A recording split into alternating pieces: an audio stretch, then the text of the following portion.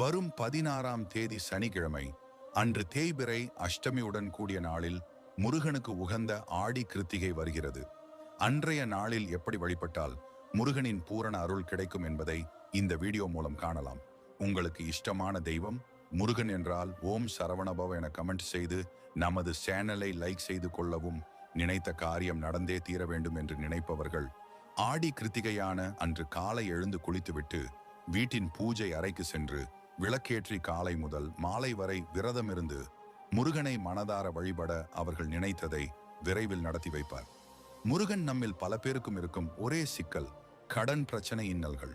அன்றைய தினம் விரதம் இருந்து முருகனை வழிபட்டால் அனைத்தும் விலகிவிடும் என்பது நம்பிக்கை.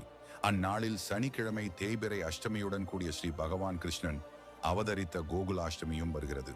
அந்த நாளில் முருகப்பெருமானையும் கால பைரவரையும் கிருஷ்ணரையும் வழிபட பல மடங்கு பலம்